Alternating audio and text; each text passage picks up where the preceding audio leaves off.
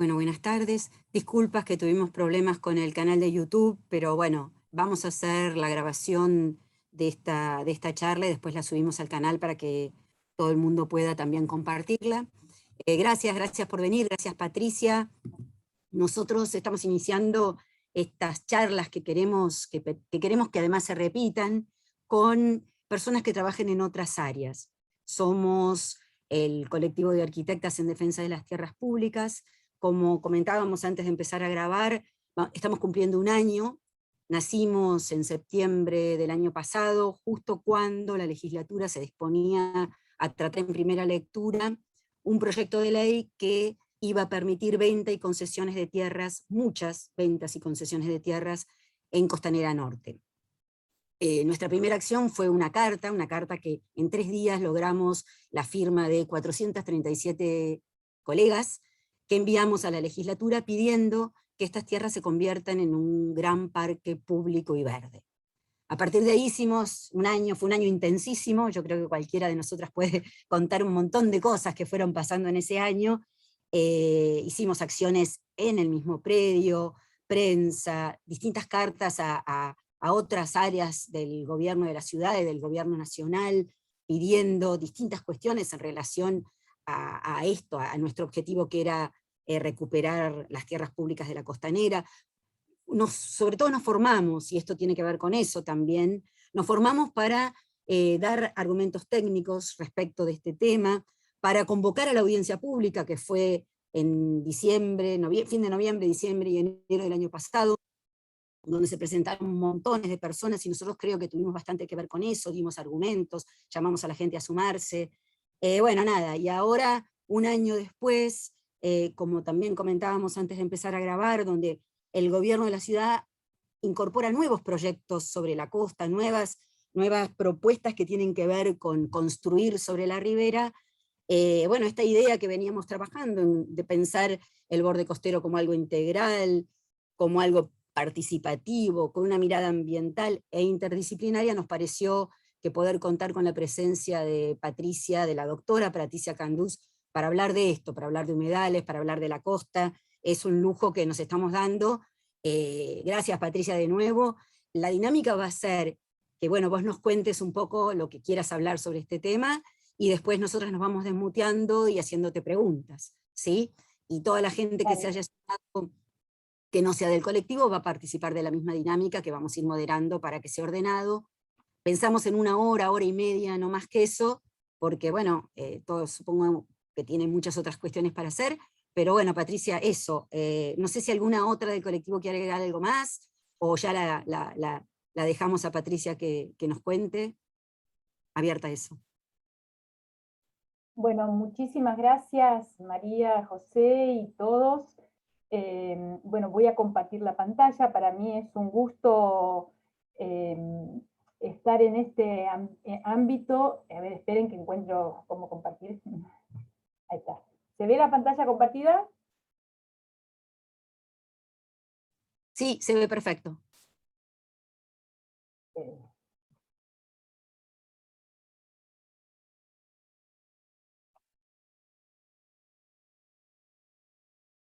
Ahí está.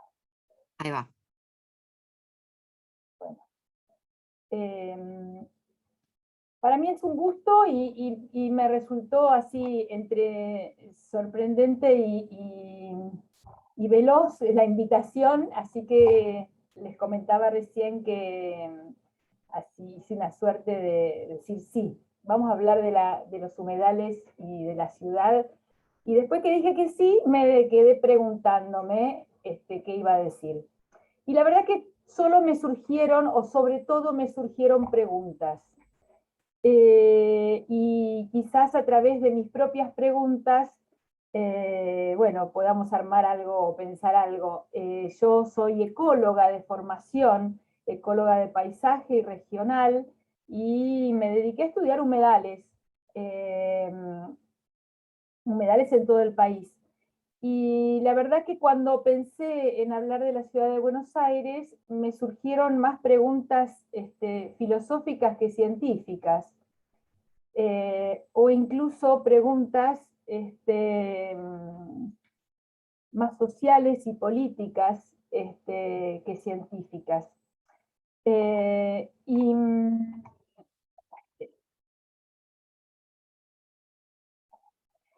me puse a pensar, bueno, ¿de qué estábamos hablando cuando hablábamos de ciudades? Y los números dicen que alrededor del 60% de la población mundial vive en las ciudades. Y cuando uno mira en detalle, estos son datos del Banco Mundial, Argentina tiene el puesto número 23 en el ranking, y con 92% de su población casi viviendo en ciudades. Y el número genera un poco de inquietud. Y me puse a pensar, bueno, ¿y qué percepción tenemos desde esas ciudades, desde una mega ciudad como Buenos Aires, de la naturaleza? Y la verdad que me vino a la memoria esta imagen. Como mi sensación es que dentro de la ciudad la lógica parece la de un castillo muchas veces, para ciertas personas sobre todo, y la naturaleza está por fuera. Y cuando fue pasando el tiempo, la ciudad cada vez es más ciudad y menos entorno. Y la pregunta es, ¿hasta qué punto nos consideramos ajenos de la naturaleza en esta ciudad con un enorme volumen de cemento que nos rodea, ¿no? Y nos cortamos o sea, nos mantenemos separados de la naturaleza hasta que aparecen invitados inesperados. Y estas fotos de pandemia recorrieron todo el mundo, de ciudades vacías con invitados casuales que llegaban desde una naturaleza ajena a la ciudad. Y más recientemente, bueno, perdón, que eran simpáticas primero y después inquietantes. Sobre todo recientemente, que aparecen las historias de los carpinchos, muy simpáticos, pero también empiezan las preguntas: ¿de dónde vienen esos carpinchos? ¿Por qué llegan si nadie los invitó? ¿Qué responsabilidad tenemos nosotros en que esos carpinchos aparezcan acá? Y son preguntas que nos hacemos todos, o que, bueno, a algunos no le importará, pero quien ve las escenas dice, bueno, ¿por qué están esos carpinchos ahí? Y esto se transforma en inquietante cuando decimos, ¿cómo sigue esto? Incluso cuando volvemos a pensar en la pandemia y las causas de la pandemia, en la vinculación de la relación entre nosotros, los humanos que vivimos en ciudades, y el consumo de fauna que viene de otros lugares y que puede transmitir, por ejemplo, las zoonosis, o en los mercados. Y la pregunta que yo me haría es ¿en qué medida la naturaleza se percibe como una amenaza entonces, por esa mirada de desconocimiento? Y uno tiene que pensar que, o por lo menos los ecólogos que estudiamos o nos formamos estudiando ecosistemas y entendemos que la Tierra es un gran ecosistema donde interactúan seres vivos con su medio físico, también entendemos a las ciudades como ecosistemas. Y creo que los arquitectos en muchos casos también hablan del ecosistema urbano. Ya hablar del ecosistema urbano se ha generalizado ampliamente, pero los ecólogos lo pensamos como modelos de ecosistemas extremos, lo mismo que los agroecosistemas, y se analizan los flujos de materia, energía e información que interactúan entre esos ecosistemas urbanos, dentro de ese ecosistema urbano, entre todos sus componentes, y entre esos ecosistemas urbanos y sus entornos naturales o no naturales. Hay todas líneas de investigación acerca de esta temática, y entonces decimos, bueno, por un lado nosotros entendemos la naturaleza como, podríamos entender la naturaleza como una amenaza, pero somos parte de esa misma naturaleza. Y también la percibimos como una amenaza cuando entendemos que si los ecosistemas, si los ambientes urbanos son ecosistemas, y los ecosistemas son sistemas abiertos, por definición, en donde entra energía, como les decía antes, materia, pero particularmente los sistemas urbanos son un tipo particular de ecosistema que requiere altos insumos energéticos.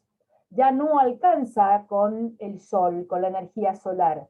Tenemos el desarrollo de las ciudades fue de la mano de el consumo de combustible fósil, uno de los combustibles, como tantos otros. Y la verdad que somos como un gran ecosistema, nosotros decimos heterotrófico, consumidor, que para sostenerse y mantener una baja entropía interna requiere, o sea, orden, hablando entropía como entendido como orden interno, ese orden interno que nosotros definimos, creamos,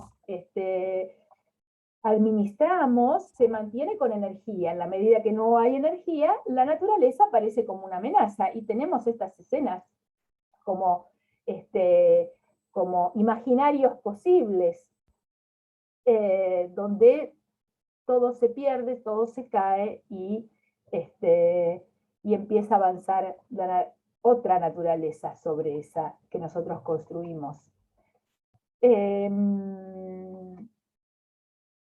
La realidad es que el ecosistema urbano, justamente como ecosistema, es un sistema abierto, y es un sistema consumidor por excelencia, y consume de los ecosistemas vecinos a grandes distancias, ¿sí? Todas las rutas de Argentina, por poner un ejemplo, en Argentina, todo el sistema de rutas, si tomamos como centro Buenos Aires o las grandes ciudades, vienen hacia Buenos Aires. Eso muestra la voracidad de estas ciudades.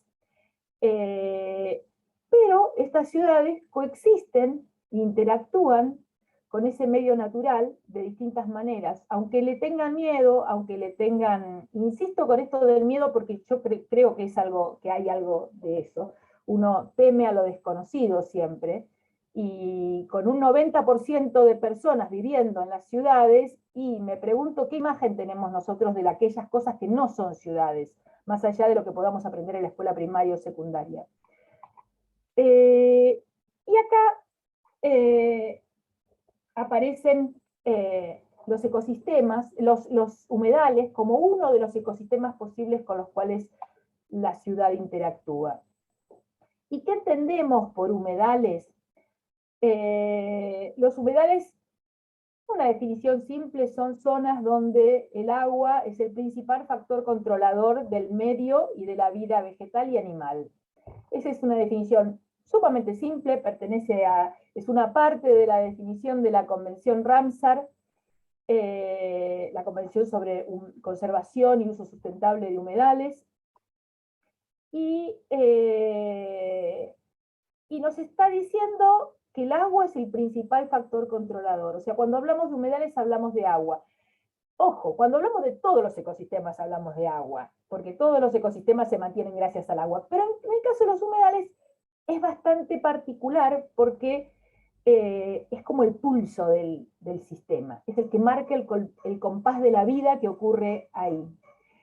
Y los humedales, además, se dan justamente donde la napa freática, ¿sí?, el agua subterránea, emerge en la superficie o está cerca de ella, de manera tal de que satura las raíces de las plantas, por ejemplo, o donde la tierra se cubre con aguas poco profundas, por desbordes o por lluvias, y hay un ambiente, ¿sí?, que concentra el agua y permite que el agua permanezca en esos lugares por largo tiempo.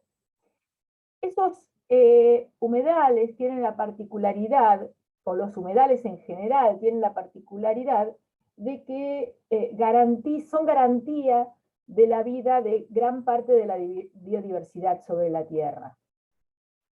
Por otro lado, tienen un conjunto de funciones ecosistémicas que benefician a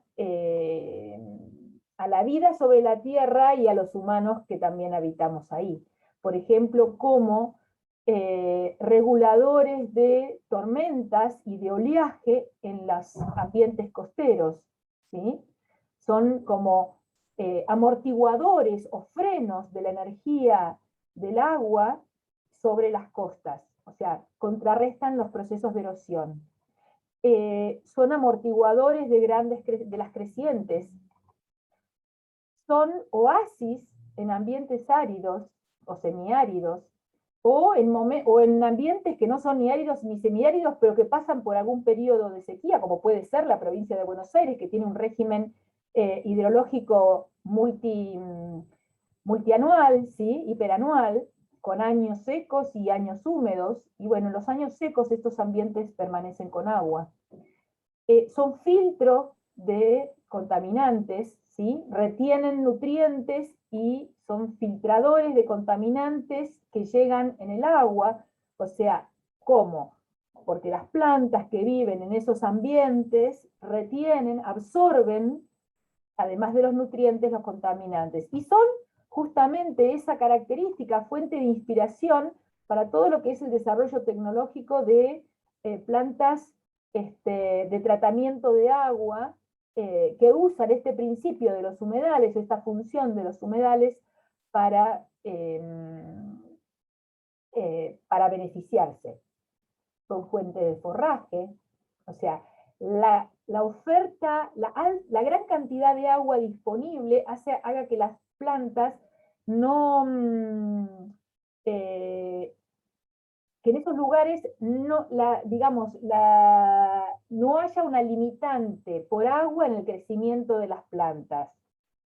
Incluso cuando el agua proviene de inundaciones, el agua trae nutrientes, con lo cual son ambientes altamente productivos, y esa productividad, por ejemplo, es la base de la producción forrajera para hacer ganadería, por ejemplo, en el delta o en la planicie de inundación. Son áreas de turismo. O sea, muchísima gente, cuando uno dice, bueno, me puedo ir a Mar del Plata, que es otra gran ciudad, pero también los ambientes de humedal son ambientes interesantes desde el punto de vista turístico por la variedad de paisajes que ofrecen, por la presencia de agua, ¿sí?, o por múltiples actividades, que puede ser la pesca, por ejemplo, o actividades acuáticas. Y en Argentina tenemos una enorme diversidad de humedales. Estos ambientes de La Puna, en Córdoba, en Formosa, Entre Ríos, en el río Paraná, las costas patagónicas, las turberas en Tierra del Fuego, los ambientes, los mallines patagónicos. Estos son todos humedales con su diversidad de estructuras, pero todos tienen como factor común la oferta y presencia de agua. Básicamente, vamos a pensar que los humedales no son ecosistemas diferentes a los ecosistemas terrestres. Los ecosistemas terrestres se caracterizan por tener el nivel del agua siempre por debajo del nivel de las raíces, con lo cual las raíces siempre están aireadas, hay aire. Los ecosistemas acuáticos, el otro extremo, siempre tienen una cubierta de agua permanente y profunda, o de relativa profundidad, ¿sí?, con oscilaciones, pero siempre está cubierto de agua. En el caso de los humedales tienen Generalmente las raíces de las plantas macrófitas inmersas en un ambiente acuático. ¿Eso qué genera? Genera la falta de oxígeno, genera que esas plantas tienen que estar adaptadas de alguna manera para bombear oxígeno de alguna manera, desde el aire, por ejemplo, hacia las raíces, o tienen otro tipo de estrategias para sobrevivir. Entonces tenemos humedales donde el agua oscila desde de manera subsuperficial a subterránea, o humedales que tienen el agua subsuperficial o una película de agua en la superficie. Estos sistemas serían ambos considerados humedales. Todas las fotos que les mostré antes, todas caen en estos sistemas. ¿Y dónde caen las ciudades? Y las ciudades, naturalmente, las imaginamos en sistemas terrestres. La ciudad es un ecosistema terrestre. Y además, cada vez que hay una inundación, lo vemos como naturalmente, obviamente, yo también lo vería así, lo veo así, como un gran problema, como una catástrofe, como algo que es inaudito. ¿Por qué se inunda la ciudad? Si somos un sistema terrestre, si se construyó un sistema terrestre. Y de repente nos encontramos con estas escenas, donde parece que no toda la ciudad es un sistema terrestre, y vemos que estos ambientes conviven con estos ambientes terrestres que dominan a la ciudad. Y entonces la pregunta es, ¿cómo que hay humedales adentro de la ciudad? Cuando uno mira, y esto es conocido por todos, pero cuando uno mira el emplazamiento de la ciudad de Buenos Aires en relación a las cuencas, la ciudad de Buenos Aires y el Gran Buenos Aires está atravesado por las grandes cuencas del Reconquista, del Matanza Riachuelo, y depende hasta dónde nos vayamos, incluso por el río Luján.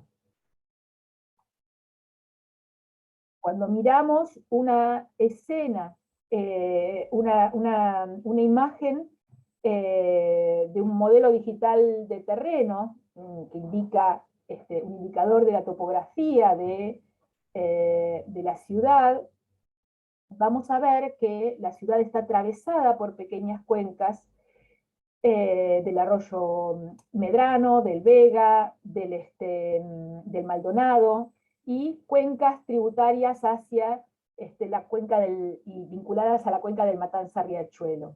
¿Qué significa que esté atravesada por cuencas? La cuenca va a ser un área colectora, ¿sí? Una superficie terrestre colectora de todos los aportes hídricos en ese territorio, y que se concentran en lo que va a ser la planicie de inundación y en última instancia el cauce de algún sistema fluvial.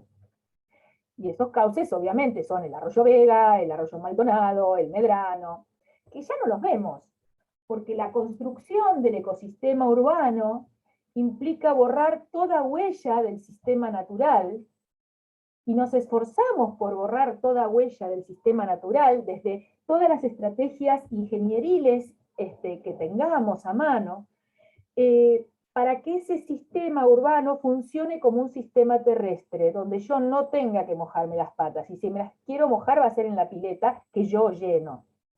Y decido cuándo la lleno y cuándo la vacío. Entonces, pero resulta que esas cuencas están y existen, y marcan la topografía interna de la ciudad, que, como les decía, está pisada por el cemento, por el asfalto. Pero la realidad es que cuando miramos un mapa de riesgo o de recurrencia de inundación, bueno, o casualidad, están los riesgos de inundación, los hidrólogos, los hidráulicos, los arquitectos, todos saben que a lo largo de los viejos arroyos de la ciudad están los mayores riesgos de inundabilidad, ¿sí? ¿Y qué hacemos con esto? Claramente en esas cuencas, lo que tenemos enterrados son humedales. Los humedales, en función de la definición que les di antes, básicamente van a estar ubicados en ambientes donde en el camino del agua, desde los lugares altos hacia el curso de agua, se instalan estos humedales como esas zonas de amortiguación, ¿sí?, que retienen el agua en su camino hacia el cauce, hacia la cañería, digamos. En otros lugares vamos a tener ambientes depresionales, donde el agua se acumula sin ninguna conexión a ningún curso fluvial, ¿sí? Si el agua acá circula, en el primer ejemplo que les di, circula desde del ambiente terrestre hacia el río y queda retenida en el humedal, en este caso los humedales se instalan en depresiones, lo que serían las cubetas bonaerenses, ¿sí? Pequeñas depresiones. La alimentación es ya sea por la napa o por las lluvias locales, y se acumula el agua y se forman pequeñas piletas naturales, ¿sí?, donde se desarrolla vida también, y son humedales. También influye la escorrentía superficial, pero nosotros decimos que esencialmente son sistemas que funcionan verticalmente en el ciclo del agua, y estos son sistemas que funcionan, además de verticalmente, sobre todo horizontalmente, ¿sí? El flujo es direccional. Y esto explica también estas escenas. Estas son escenas que me facilitó un colega de La Plata.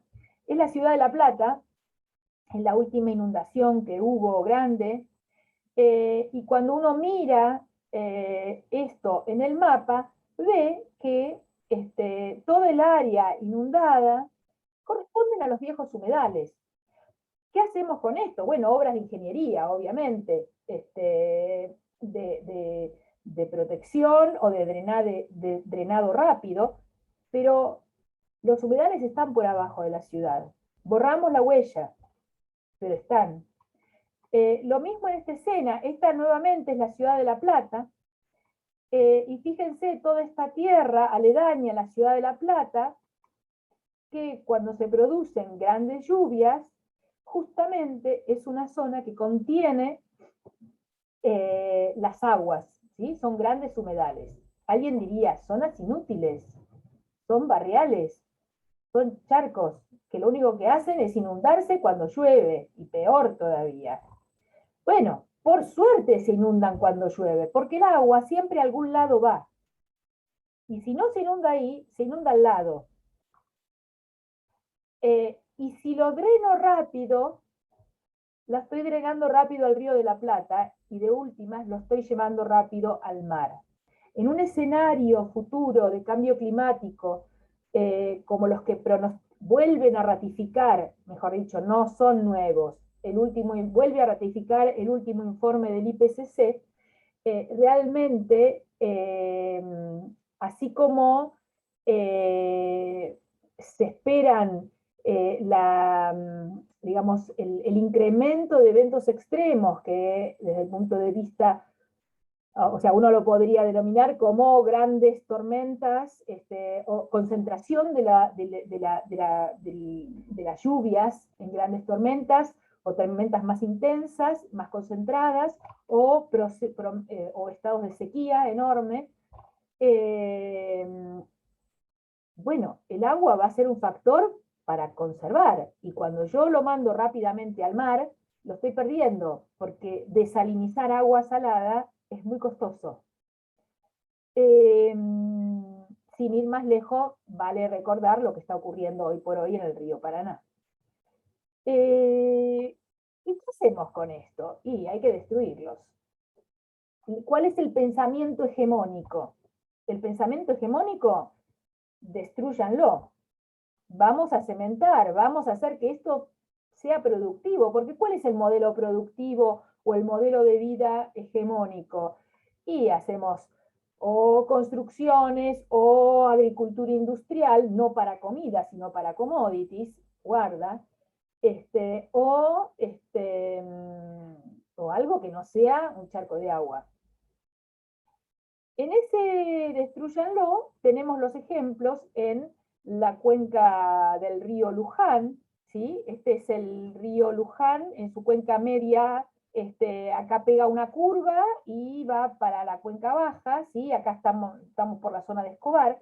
En esta zona, en el marco del Inventario Nacional de Humedales, en el laboratorio donde yo trabajo en la Universidad Nacional de San Martín, con mi colega Priscila Minotti, hicimos un inventario piloto de humedales de la cuenca, y todas estas zonas, todo esto que ven en distintos colores son distintos tipos de humedales.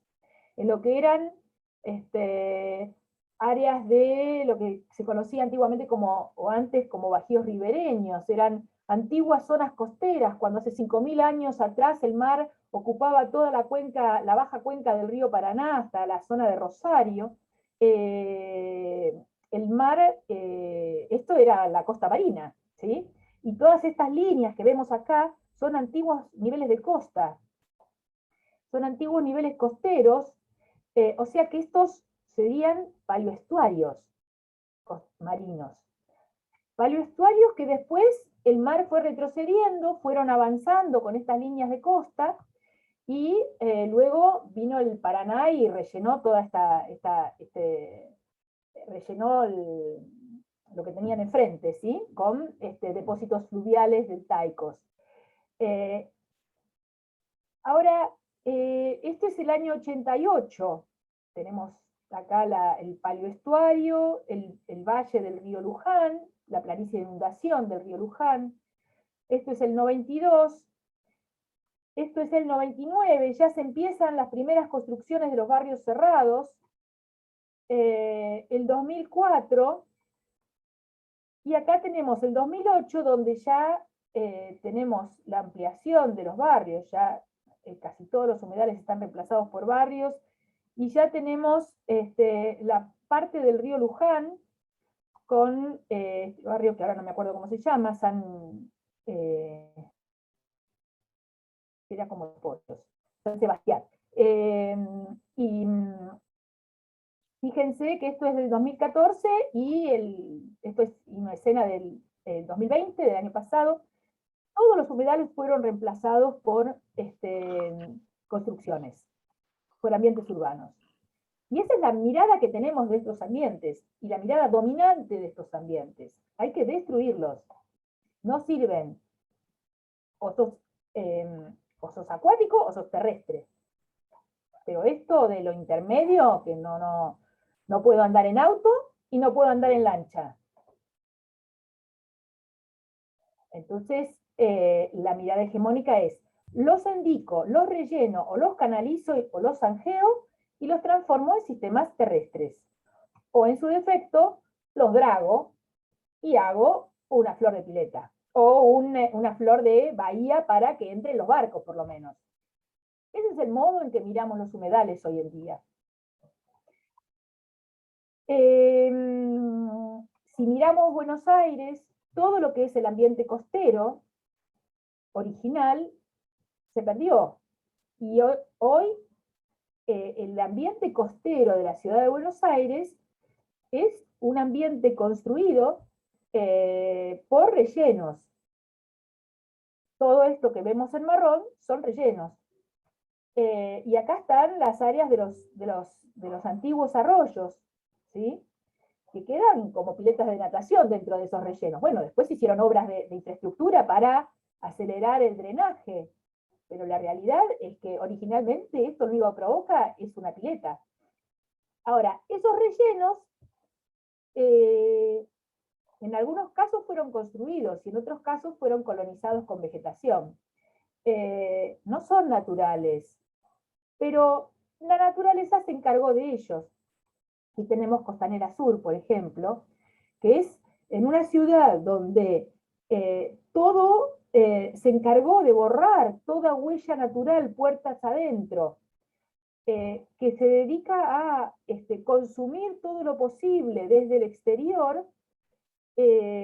Bueno, algunos pocos lugares quedan naturales en la costa, donde la naturaleza dice, che, guarda, acá estoy. Te lo lleno con un poquito de plantitas ese relleno, y encontramos en esos ambientes relictos yo no puse una imagen acá, pero bueno, relictos de esas selvas marginales, esos bosques marginales que se ven en el delta, ya muy poquitos, porque están todos transformados por la actividad turística y por la actividad agrícola, pero con muchas especies que bajan por el Paraná y por el Uruguay, desde los bosques aguas arriba. La costa tal cual la veíamos a principio de siglo, quizás todavía era una costa donde interactuaban, una costa con una lógica popular, donde podían interactuar la gente que vivía en una ciudad todavía como un sistema bastante abierto, pero no tan consumidor, y, y podía interactuar con ese sistema natural aledaño, que era el Río de la Plata y las costas. Hoy vemos en lo que era la ciudad deportiva de La Boca, esta mezcla de un lugar construido que fue abordado por esa naturaleza que nos es tan ajena y que fue ocupando espacios y que fue, a mi gusto, embelleciéndola. Cuando uno habla cuando va al campo y habla con los productores y hablan y con la gente que vive en el campo, te dicen, no, que vas a entrar ahí, es un campo sucio, todavía no lo limpiamos. El campo sucio es lo que se entiende como un campo con vegetación natural, con pajonales, pastizales, todavía no fue ni arado, ni plantado, ni es campo sucio. Bueno, esta sería la imagen de una ciudad sucia, y hay que limpiarla. ¿Qué sé yo si hay que limpiarla? Quizás haya un tema cultural en cuanto a poder entender cuál es el vínculo que tenemos nosotros con la naturaleza, que en general se termina dando en un mero consumo de lo que produce la naturaleza, y no en una mirada de reciprocidad. Hoy yo entiendo la costa como un lugar en un devenir que lo que menos tiene es de popular. Lo que menos tiene es digamos, de abierto, o sea, una costa restringida, una costa privada, privatizada, una costa donde solo puede entrar cierta gente, o la miro desde un barco, desde la costa, donde no todo el mundo puede andar en barco, desde el río, o la miro desde la costa, desde un lugar donde no me tenga que cruzar con nada que me moleste, y donde me alejo de algo que está dentro de la ciudad también y que convive adentro de ese castillo que nosotros construimos, y que muestra la enorme inequidad dentro de esa ciudad, de gente que el único lugar que tiene también para ir es a ver naturaleza, es la costa de Buenos Aires. No tiene la pileta de natación con el jardín para ir a ver. Entonces, yo creo que, por eso les decía que más que científica es filosófica la mirada, la pregunta que uno se hace. Porque lo que tenemos en la costa es un sistema construido, que fue colonizado por la naturaleza. ¿Qué sé yo si es natural o no es natural? Es una mezcla, es un híbrido entre naturaleza y construcción. pero de alguna manera es es de los pocos lugares que quedan abiertos para el disfrute con la naturaleza, el disfrute con la vida, diferente a la vida que tenemos en la ciudad. Y a donde, en la medida que eso sea público, puede ir todo tipo de gente, y las que más lo necesitan dentro de esta ciudad. Hay un libro que yo se los recomiendo como bibliografía, que es un libro de María Elena Walsh, que yo se lo leía a mis hijas cuando eran pequeñas. Está en el libro, está en el libro Pocopan de María Elena Walsh, y es uno de los primeros cuentos, que se llama El castillo que hizo Plath. Bibliografía fundamental para entender estas cosas y para entender qué pasa en la ciudad. Y esto es algo que encontré en internet, que me sorprendió, porque buscando el libro encontré esto que dice El castillo que hizo Plath en Pocopan de María Elena Walsh, y toma una frase que escribe María Elena Walsh y dice: el que vive tan arriba, que tenga mucho cuidado, porque una pluma, una pequeña pluma, decía María Elena, una pluma sola lo puede tirar abajo.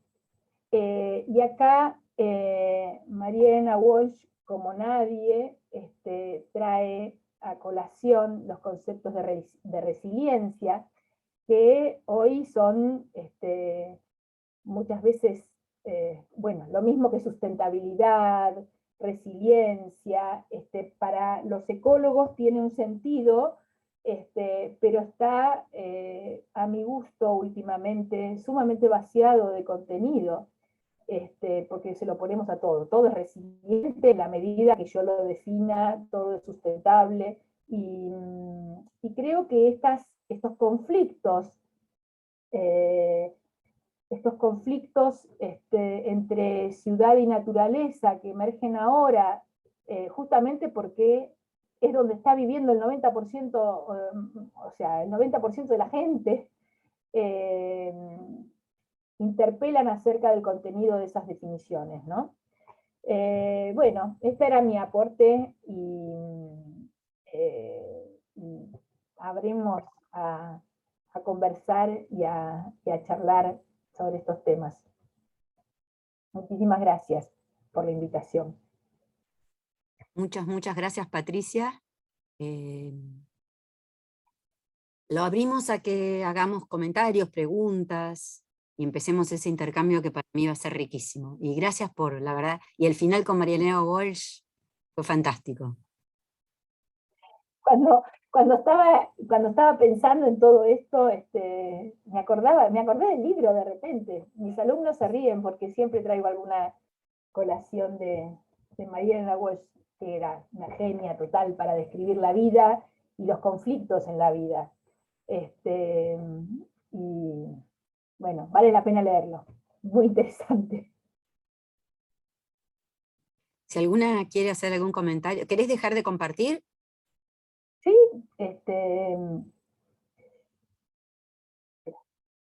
ahí está.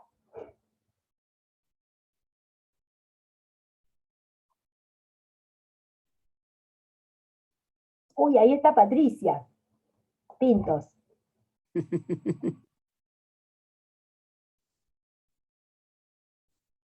Gabriela Musso levantó la mano. Gaby. Hola, ¿qué tal? Buenas tardes. Perdón, estoy en un ámbito ruidoso porque hay gente haciendo otras tareas. No, yo tenía preparado una pregunta que era que nos contara si el de la ex ciudad deportiva es un humedal, es parte de un humedal. Creo que un poco quedó definido con esa característica de híbrido y como que la naturaleza se arregló para volver a construirlo, así que en realidad lo que le quería preguntar, aparte de agradecerle, porque la verdad es que una charla hermosa y hermosamente dada, es qué potencial, olvidándonos ¿Qué potencial cree Patricia que tiene este humedal que se ha vuelto a armar, digamos, en la ex ciudad deportiva de Boca? ¿Y qué potencialidad podría tener si pensáramos en no destinarlo, digamos, o en que no se destinara al desarrollo inmobiliario? ¿Cuáles son los beneficios que este y otros, digo, tal vez el de la reserva también, que sitio Ramsar, ¿qué potencialidad podría tener para resolver problemas que tiene la ciudad, como cualquier otra ciudad, de contaminación, falta de espacios verdes? No sé, si pensáramos en aprovechar en términos ecológicos, ¿no? Y humanos, no en términos económicos, el humedal que tenemos, o los humedales que tenemos, ¿qué podría ser? Y también qué servicios nos están dando ahora y no estamos reconociendo nuestros humedales en la ciudad. Mira, a ver, primero que nada, yo no sé si eso es un humedal. Mira, la verdad, te soy sincera, creo que es una zona muy amplia donde la naturaleza coloniza y probablemente habría que entrar y mirar, y probablemente te encuentres con áreas o ambientes que son humedales y ambientes que no son humedales, qué sé yo, que están tan altos, porque yo no sé cómo construyeron ahí, cómo tiraron, cómo volcaron los cascotes, que puede ser que haya áreas que caen dentro de la definición de humedal como áreas que no. Y la verdad que no importa mucho.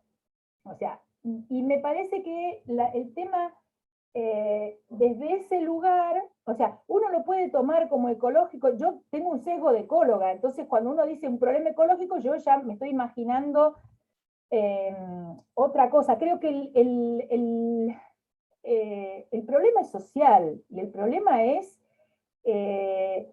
del vínculo entre la sociedad con la vida y con la naturaleza. ¿Cómo queremos vivir? O sea, nosotros podemos pensar eso como un humedal, como un ambiente natural. La realidad es que quedan pocos ambientes naturales quedan pocos ambientes naturales, o sea, pocos ambientes prístinos o ninguno en el mundo. Y dentro del ámbito de la ciudad de Buenos Aires y del Gran Buenos Aires, casi no quedan ambientes verdes. Entonces, ¿cómo no cuidarlos si el único contacto que tiene la gente con un ambiente natural es ese? Que no importa que haya surgido a partir de un montón de escombros, pero es el ambiente natural. O sea, pensar que el 90% de la gente vive en ciudades, que no sabe ni de dónde viene el pollo, ni de dónde viene la carne, come porquerías, porque realmente a esta altura comemos alimentos envenenados, con todo lo que implica la industria alimentaria, o gran parte de alimentos envenenados. Y no lo sabemos, está la distancia que se establece entre la ciudad y la naturaleza proveedora, y está tan incorporada esta mirada de qué servicio me da, porque es absolutamente mercantil la mirada. O sea, esto si me da servicios, y yo estoy absolutamente en contra del concepto de servicio ecosistémico, porque es mercantil. Uno lo puede modificar y suavizar y qué sé yo, pero es bienes y servicios. Y si no me da bienes y servicios, entonces lo aplasto. No le presto atención. ¿Cómo tengo yo que defenderlo? Y te tengo que explicar, no a vos, tengo que explicar qué bondades da al humano. Sí, somos o sea... Sí, es un poco esa trampa en la que a la que nos llevan, digamos, sobre todo aquellos a quienes trabajamos en ámbitos de planificación territorial, urbanos es además. Que nos llevan a todos. Hay revistas en ecología sobre servicios ecosistémicos. Los ecólogos, porque además la ciencia se monta sobre, bueno, voy a investigar algo que sea útil. Entonces, ¿qué le pongo a los procesos que ocurren en la naturaleza? Ahora, los procesos que ocurren en la naturaleza, para que puedan vender, Y para que me den el subsidio lo llamo servicios. Ah, entonces son útiles. Es durísimo, es triste. O sea, lamentablemente es la música con que estamos bailando todos, pero uno tiene que darse cuenta en qué pista entró a bailar. O sea, me puede gustar o no gustar, pero estoy en la pista. Entonces, digo, bueno, yo puedo seguir usando el término servicio porque lo entienden todos, pero tengo que saber cuál es el contenido de información y lo que significa ese término. Yo creo que el tener un ámbito como Costa Salguero, como la Ciudad Deportiva de La Boca, que fueron construidos y que fueron transformados en un proceso de la naturaleza en ambientes seminaturales o naturales, es una bendición para una ciudad como la de Buenos Aires que no tiene espacios verdes. Y realmente yo creo que hay que cuidarlos muchísimo. Y no va, mira, yo lo que voy a decir es absolutamente, sé que es confrontativo y difícil, pero incluso me pasa que cuando pienso, o sea, yo creo que una de las cosas fundamentales que tenemos que hacer es reeducarnos, recapacitarnos para poder entender en dónde estamos viviendo y hacia dónde estamos yendo. Pero incluso en estos ambientes naturales, yo creo que tienen que ser, digamos, todos nos tenemos que poner la camiseta, y todos nos ponemos la camiseta si los podemos asir, si los podemos, si algo, asir en el sentido más amplio y más generoso de la palabra, ¿no? Pero ese asir no significa que, lo vamos a usar, no tenemos por qué, o sea, lo podemos usar para contemplarlo. La otra vez yo tuve una discusión con alguien que me decía, bueno, entonces vamos a hacer para que la gente entre y qué sé yo, disfrute del lugar, podemos hacer una feria ecológica y entonces en un predio ahí por Ciudad Evita, en un ambiente natural, seminatural de unos humedales que son reserva. Entonces hacemos la reserva y entonces podemos hacer actividades de producción ecológica. Y le digo, no, yo no tengo la mirada de, digamos, de conservación oligárquica, de decir, esto no se toca porque es naturaleza, entonces hay que mirarlo. No, sin llegar a esa mirada, decís, habiendo tantos lugares para hacer agricultura ecológica, que son de tierra firme, que por supuesto tienen dueño, pero son subutilizados o no utilizados simplemente porque hay un montón de espacios ociosos en la ciudad de Buenos Aires o en el Gran Buenos Aires. ¿Por qué no van a hacer horticultura ahí? Porque el humedal, o sea, tenés un pedacito así, chiquitito, que a duras penas se mantiene, y encima vas a hacer horticultura, pero no es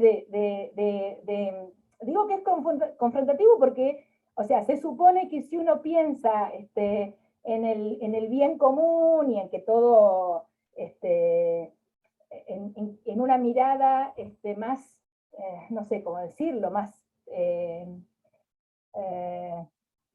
me sale popular, pero no es popular, es de convivir y tener derecho a una vida digna y a vivir en un lugar digno, no por eso tengo que hacer eso, o sea, hagámoslo, o sea, pongámonos de acuerdo en que hay lugares como estos que hay que conservarlos para que la gente lo disfrute, para que vaya, para que camine, para que juegue, para que los chicos aprendan, para que los grandes pesquen, qué sé yo, para que tengan espacios de esparcimiento. Pero bueno, estoy pensando, claro, no, estoy pensando que con respecto a eso, por un lado es la famosa democratización del acceso al borde costero que propone el Plan Urbano Ambiental, no es otra cosa. Por otro lado, se me ocurre que entonces esta cuestión de que la ciudad ha crecido, que se dice tanto de espaldas al río, no es un accidente, digamos, porque yo justo ayer pensaba, en la medida, a veces nosotros hicimos desde el colectivo una campaña en la que al principio, muy inicialmente, ¿no? Después vino la campaña de artistas gráficos, pero al principio la que pasaba o hubo como un proceso de redescubrimiento de la costa, de Costa Salguero, mandaba fotos que yo se las mostraba a mi familia y decían, no, eso no es acá en Buenos Aires, no es la ciudad, eso donde... Entonces pienso, claro, una tarea militante que nos tenemos que dar es que la gente, o sea, invitar no a la ocupación de esos terrenos, digo, a la reserva, a conocer esos lugares, a apropiarse del río en sentido, a saber que existe y que les pertenece, nos pertenece. Porque digo, está muy buena la lucha que estamos dando, pero también es una lucha titánica, y en la medida en que la ciudadanía se dé, no sé, pueda disfrutar del río y volver a ver lo que significa estar sentado frente a la laguna de los Coipos y ver los, las aves, por ejemplo. Creo que eso es una buena medida para sumar gente a esta pelea, porque no están peleando por algo que es simbólico nada más. Es que hay que mostrarles lo que está detrás de esos edificios, ¿no? O tienen que ir a verlo, no digo, nosotros no somos maestras de nadie, pero pienso constantemente cómo podemos seguir creciendo en este pedido. Sí, yo creo que tenemos una vida sumamente, o sea, lo suficientemente alienada como para, la verdad, sea una picardía desperdiciar ese lugar. Por otro lado, igual, si uno piensa en términos de lo que significan los pronósticos de cambio climático, ya simplemente por eso lo tendrías que dejar como un lugar buffer. Ya ni siquiera decir, bueno, habiendo tanta capacidad ociosa de habitacional en Buenos Aires, ¿qué necesidad tienen de hacer una especulación inmobiliaria tan vergonzosa como construir ahí arriba? Y tan elitista encima.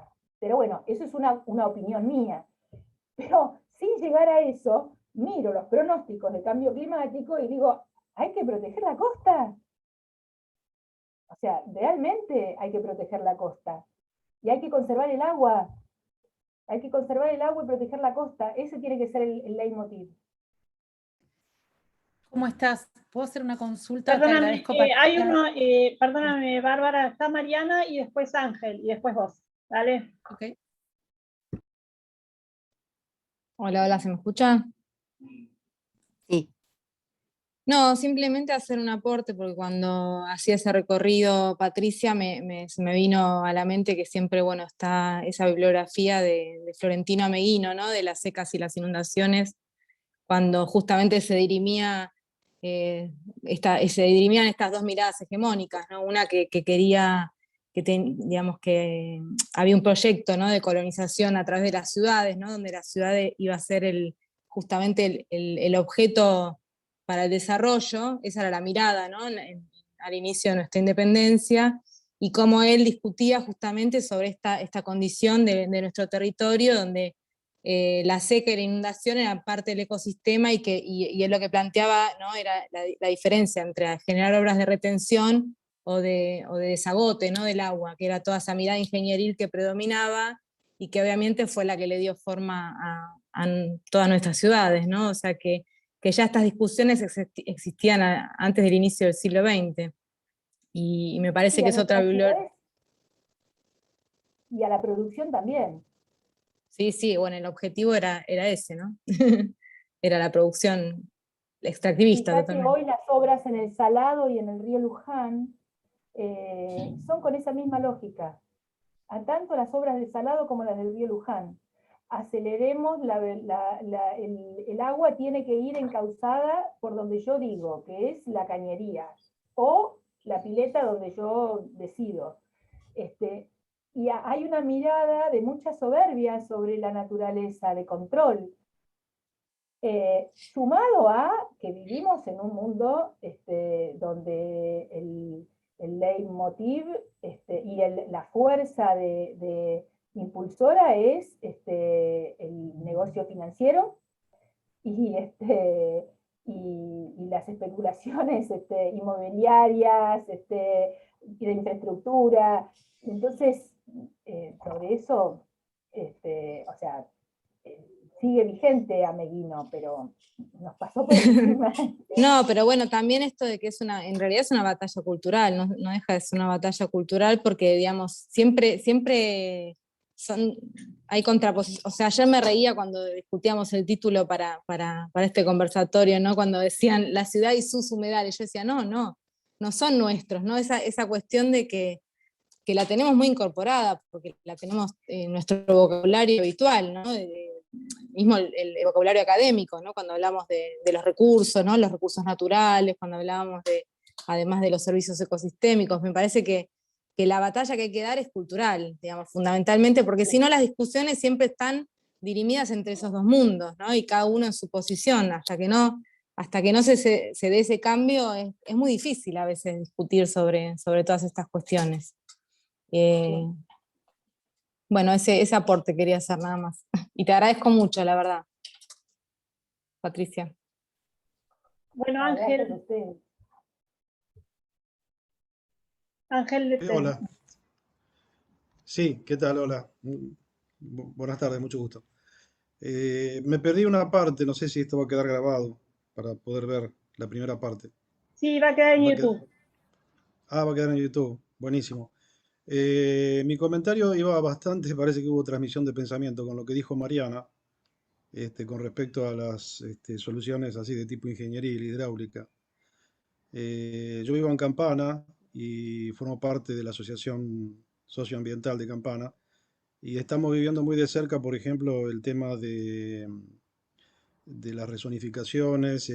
Acá tenemos el Parque Nacional Sierra de los Pantanos y hay un área de 500 hectáreas que por ordenanza municipal pasaron de ser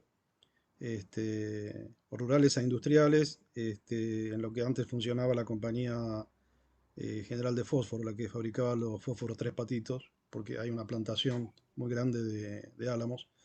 Pero justamente eso forma parte de la zona de amortiguamiento del Parque Nacional, que bueno, ustedes saben que es muy reciente su creación y que es la unión de lo que era la reserva de Otamendi y parte de la reserva del río Luján. Y bueno, estamos viendo muy de cerca el tema del canal Santa María, por ejemplo, que lo que decía justamente Mariana, apurar el desagote, digamos, de campos que se encharcan o que se inundan, debido a que el uso de agroquímicos favorece a la compactación del suelo, entonces el suelo ya no tiene esa porosidad que tenía y el agua fluye hacia otros campos y bueno, hay que hacerlo fluir más rápido y se construyen los canales o se ensanchan para que llegue más rápido no al río Luján en este caso, sino que del río Luján vaya directamente al río Paraná. Y bueno, y tengo entendido que parte del río Luján, en el brazo ese que está en la porción noreste, se está quedando sin agua, se está entarquinando, como se dice, se está secando, debido a que ese canal, que es artificial, ha ejercido un poder muy perjudicial, ¿no es cierto?, sobre todo el humedal. Y lo que quería preguntar específicamente a Patricia, bueno, agradecerle a Patricia Pintos, Privatopía Sacrílega, que es un libro de base para entender un montón de cosas. Entre ellas, por ejemplo, que, bueno, claro, estos proyectos inmobiliarios tienen una tasa interna de retorno abismal, es decir, abismalmente grandes, que para hacer, por ejemplo, recreos o paseos o lugares educacionales que tienen una tasa interna de retorno muy baja, los estados deberían pagar subsidios altísimos. Y por eso, bueno, siempre gana la especulación financiera porque se gana mucho dinero. Pero quería preguntar, ¿qué es lo que pensás, Patricia, en cuanto a las obras de rectificación de un tramo del río Luján? ¿Cuáles serían los impactos más negativos sobre el humedal? A ver, el tema es que estas obras no están, o sea, no están pensadas desde el humedal, no están pensadas desde el territorio como un paisaje que es un mosaico entre humedales, sistemas terrestres. Están pensadas exclusivamente desde el punto de vista productivo, desde la eficiencia productiva, desde, digamos que tienen una mirada unilateral. Entonces, todo lo que significa el dragado de los canales, el relleno de tierras, bueno, estás transformando todo el sistema. Obviamente vas a perder humedales, porque de hecho se están rellenando zonas con lo que dragan. El río en algún lugar va a tener que ir, y si no inunda acá porque lo rellenó, va a inundar allá. Y allá seguro que no va a vivir la gente que tiene mayor poder adquisitivo. O sea, esto es así, y la realidad es que estos ambientes se van perdiendo. No tengo mucho más para decir. O sea, esa es se pierden sistemas, se pierden porque hay un hacer desde un lugar absolutamente sesgado en cuanto a la forma de mirar la vida. O sea, el objetivo es que la gente produzca más y que de la manera más rápida y más eficiente, y que aumente la productividad, y si se puede que se exporte porque hay más divisas. Y ese es el circuito en todos los trabajos, en todo el desarrollo de infraestructura. O especulación financiera. Por supuesto que de la mano de la rectificación del canal van a venir las presiones para desarrollar urbanizaciones, porque ya que está, si ya lo rellenaste, bueno, ya está relleno, ya se perdió el humedal. Está todo intrincado. Pero creo que como decían ahí antes, Gabriela, Mariana, hay un tema de educación y de capacitación, a mi gusto, de presencia del Estado, pero no presencia, o sea, del Estado capacitado. Cuando uno dice que, bueno, que el Estado, o sea, todos esos discursos que obviamente yo con los cuales no comulgo, acerca de que, bueno, hay que achicar el Estado porque el Estado es gasto. El Estado también es justamente la capacidad de regular el uso de estos sistemas, de gente que trabaja tratando de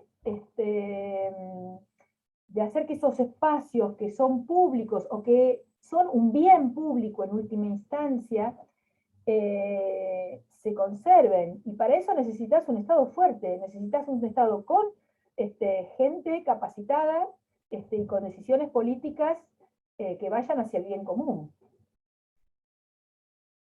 Fuerte sobre todo, porque se tiene que contraponer contra del otro lado. Hay gente que tiene mucho poder, lo que se llama poder real, y que tiene mucho acceso a tocar a aquellos que toman decisiones. Gracias, Es Patricia. una pelea. Bueno, Bárbara había Gracias. levantado, perdón. Sí, gracias. Bueno, primero agradecerte, Patricia, tu exposición. Obviamente que nosotras compartimos todo lo que planteas, y de hecho los argumentos que nosotras veníamos trabajando con lo de Costa Salguero y Punta Carrasco tenían que ver con todo esto que estás planteando de la relación de recuperar la relación de la ciudad con el río desde lo social, vos hablabas lo filosófico, pero son argumentos urbanísticos, sociales, identitarios, ambientales. Lo que nosotras queríamos ver, además de eso, que lo compartimos plenamente, era poder tratar de tener más instrumentos para ver de defender, pregunto, ¿no? Desde las cuestiones normativas, porque si bien acá lo que está ocurriendo en la Ciudad de Buenos Aires es que justamente es el gobierno de la ciudad el que promueve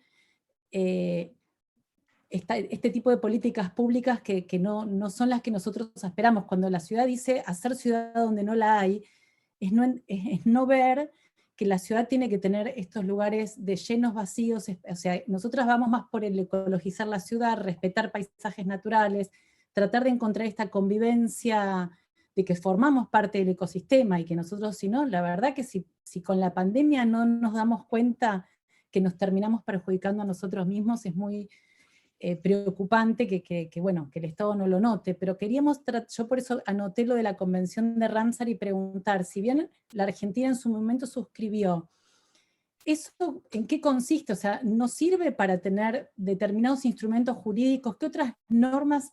Porque en la Ciudad de Buenos Aires, si bien la Constitución es muy clara respecto a la costa del río, el plan urbano ambiental es muy claro, el gobierno de la ciudad sigue proponiendo normas que no respetan eso, y como creemos que todo esto en algún momento, si continúa, se judicializará, nos sirve saber qué normas internacionales puedan acompañar el respeto de lo que es la costa pública. Pienso en el ejemplo que hubo hace pocos meses en Gualeguaychú, que la Corte mandó a demoler un barrio porque está en un humedal y porque comprobó fehacientemente el perjuicio que genera. ¿Qué otras herramientas hay?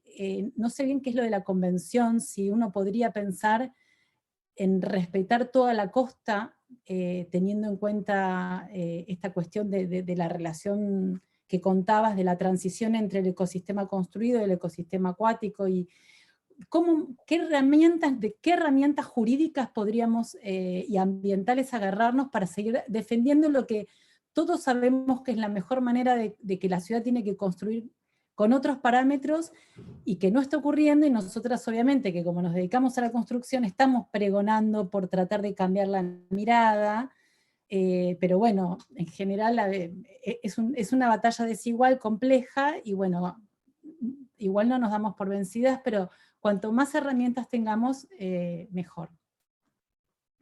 Mira, creo que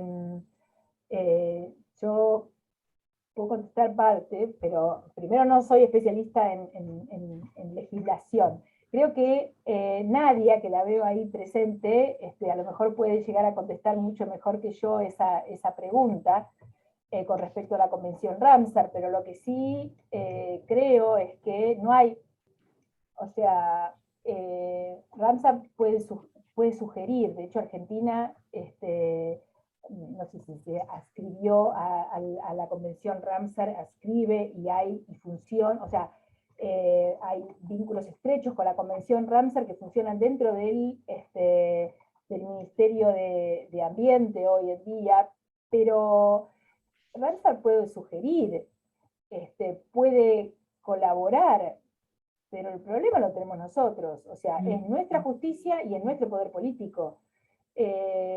Yo hace poco estuve en Concepción del Uruguay, donde tienen también un tema con un barrio cerrado, que están sobre el río Uruguay, y el intendente, junto con los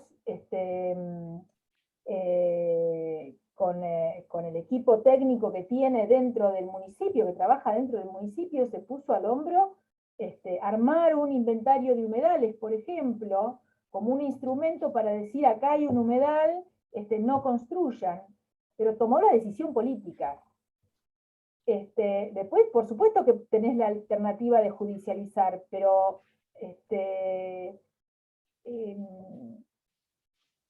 no sé, esto recién empieza, no sabría qué decirte. No, pero preguntaba como así en derechos humanos, no desde el tiene la punto de vista Convención técnico, Internacional de Derechos Humanos, en ambiente no tenemos porque la Agenda 2030 no alcanza todo, sino es como buenas intenciones, y no hay algo que realmente nos acote al poder político. Nadia o Patricia, incluso Pinto, si quieren colaborar. Si quieren aporto un poco, de todos modos también está Sara Sperling, que ha estado desde que se firmó la Convención de Ramsar en el país y trabajó hasta jubilarse en la Secretaría de Ambiente de Nación.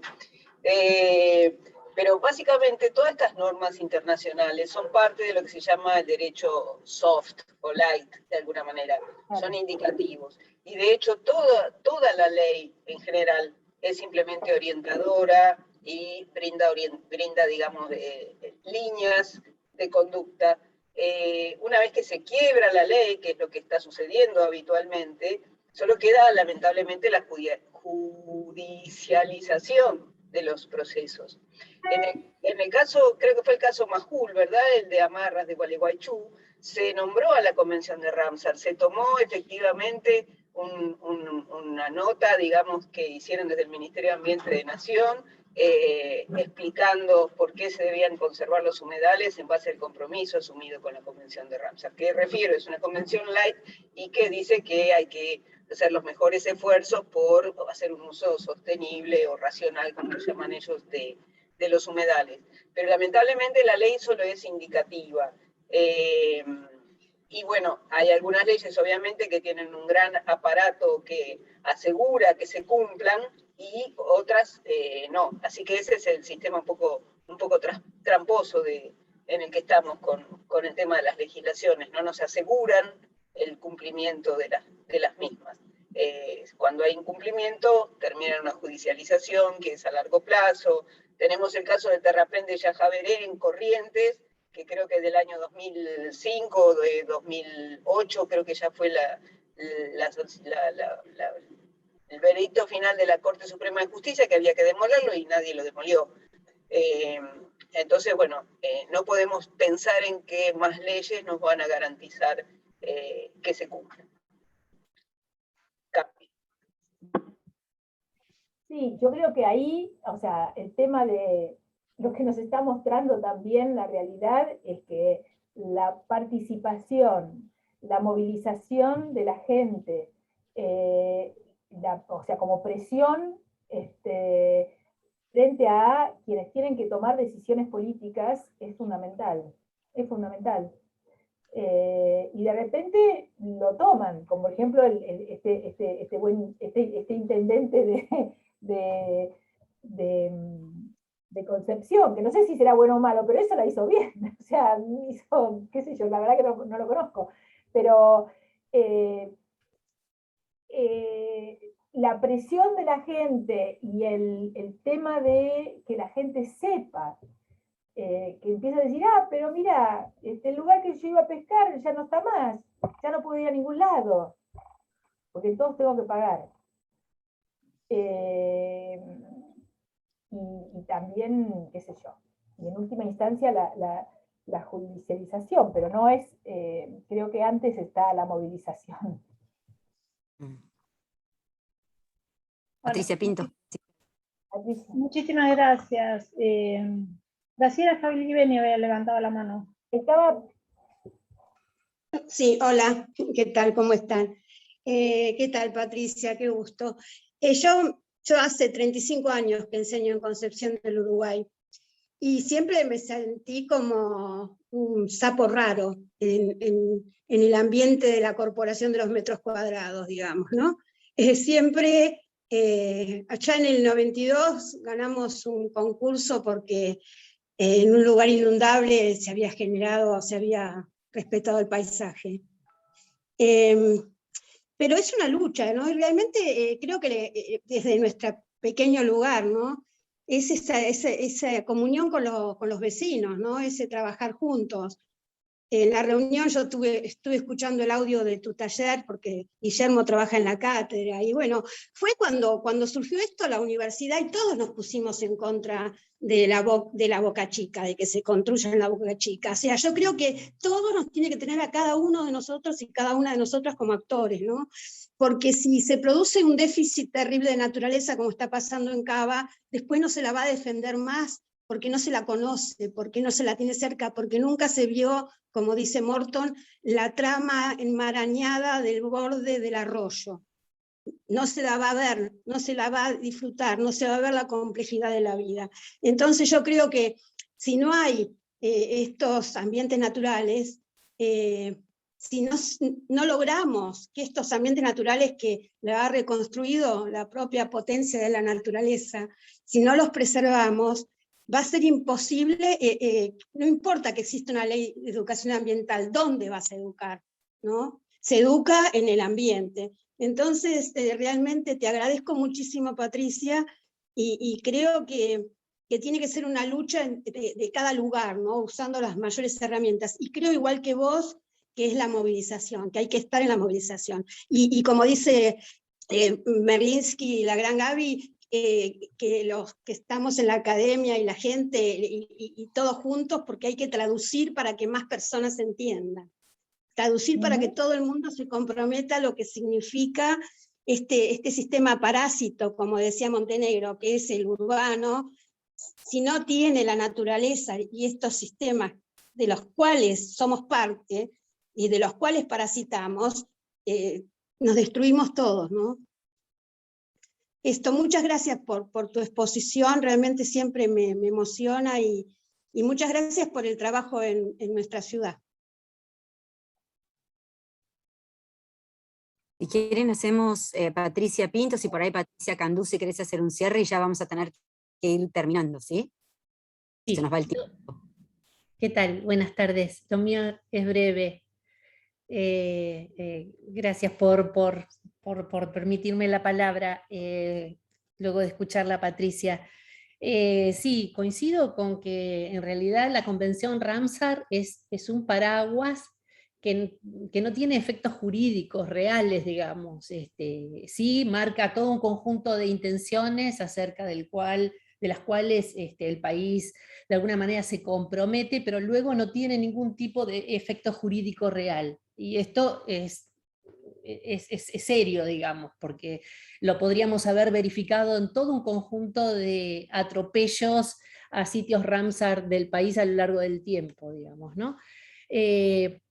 Pero reivindico nuevamente lo que se mencionó aquí del fallo de la Corte Suprema sobre amarras, que me parece que sienta jurisprudencia muy importante.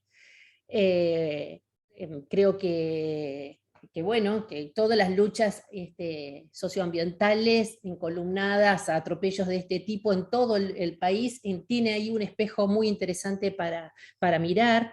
Bárbara, que preguntaba recién, yo sugiero que lean el fallo de la Corte Suprema porque hay mucha sustancia ahí de dónde agarrarse. Yo mencionaba recién la apelación a dos principios del derecho internacional, indubio pro aqua, indubio pro natura, que son principios que, digamos, el derecho internacional viene exigiendo, el cumplimiento de estos principios viene exigiéndose desde tiempos muy recientes, y la Corte así lo manifiesta en el fallo de amarras, y me parece que ahora está empezando a invocarse en otros conflictos socioambientales de este tipo en otros sitios del país. Pero coincido básicamente que a pesar de que tal vez no tenemos todos los instrumentos jurídicos de los cuales valernos para hacer frente a todos estos atropellos que vienen de la mano de un mercado inmobiliario que digamos, al que no le tiembla la mano en tratar de obtener rentas extraordinarias a costa de cualquier cosa, fundamentalmente de la naturaleza, tenemos que ofrecerle una fuerte movilización social. Me parece que la manera de enfrentar esto es primero la movilización, y luego claramente, y esto ha quedado demostrado en los casos más exitosos, procesos de judicialización que acompañen esa movilización, ¿no? Y que de alguna manera empiecen por lo menos a darle visibilidad pública, porque la judicialización lo que hace sirve de catapulta para mostrar, digamos, que ahí hay un conflicto, ¿no? Amarras la denuncia de Majul, lo que hizo fue poner a Amarras en la palestra, digamos, a nivel nacional, lo puso como un caso paradigmático. Pero es cierto que Amarras solo pudo ser exitoso porque Gualeguaychú tenía por detrás toda una lucha anterior, que era la lucha por las pasteras. Entonces es como había todo un rodamiento ahí, digamos, de colectivos que estaban muy involucrados digamos, en darle visibilidad a este conflicto, que tuvo éxito en buena medida porque había una masa crítica ahí que estaba operando de una manera muy fuerte. Por eso digo, me parece que lo primero es la movilización, y luego la judicialización. Yo creo que, bueno, a partir del caso Amarra tengo mucha más confianza hoy, Pueblo General Belgrano y la empresa Altos de Unzué tienen que cumplir la manda del fallo definitivo de la Corte Suprema de Justicia, y están embarcados en eso, porque yo tengo gente amiga en Gualeguaychú que me va dando el pulso de la cosa, y están en esa instancia. Hay que hacerle un seguimiento muy de cerca, claro está, para ver cómo eso se efectiviza, pero me parece que está sentando precedentes muy interesantes en todo este camino, ¿no? Yo creo que por ahí va la cosa. Y gracias, y felicitaciones, Pato. No, gracias a vos, che. Yo quería mencionar algo que va en línea con lo que estaban diciendo, ¿no? O sea, en esto de la movilización, y tomando lo que decía Graciela, algo también que es importante, o que colabora, no sé si es importante, colabora, es un granito más, o sea, a cada una de estas cosas, que está pasando ahí en Concepción, que es que de la mano de pensar, por ejemplo, hacer un inventario, se compromete a la gente del lugar. O sea, una de las cosas interesantes que tiene, tal cual fue pensado desde el impulso de Nación respecto al inventario de humedales, es que el inventario, por las características que tienen los humedales, la complejidad que tienen, no puede ser de arriba para abajo, no puede ser una consultora que haga el inventario y que entregue el mapa y le diga, acá están los humedales que tiene su país. No funciona así el inventario de humedales, no puede funcionar, ahí sí yo la verdad que milito en contra de que eso se entienda así y salga así. Los humedales pueden ser cosas muy pequeñas asociadas a un pueblito que solamente tiene ese humedal y que es importante para ese pueblito. Y en los grandes números no hace cosquilla, no existe. Y solo se ven los grandes humedales, los que son sitios de interés internacional para Ramsar, por ejemplo. Entonces, incluir o incorporar a la comunidad, o incluso, o sobre todo, a quienes están trabajando en los municipios, con poca formación, con pocos fondos, con poca gente, pero empezar a capacitar a esa gente implica que el tema de los humedales va a tener muchos más defensores. Porque cuando la gente se involucra y siente que es parte, y siente que además puede hacer algo útil, muy concreto, ayudar a poner límites, ayudar a ver qué plantas están, entrevistar para qué se usan, es fundamental. Creo que la experiencia, ojalá que siga, pero el inicio de la experiencia que pasó en Concepción del Uruguay apunta a eso, a decir, un municipio que tiene ganas de hacer un inventario, debe ser el único municipio en el país que se puso con un intendente que no debe tener ni idea de dónde se metió, que se le ocurrió hacer un inventario, y gente que obviamente que estaba dentro del municipio y que tiene muy en claro el instrumento que están generando. Realmente, si eso tiene éxito, puede ser algo sumamente interesante como para multiplicar, ¿no? Para multiplicar el ejercicio, y que el inventario se transforme en una herramienta de poder de la gente.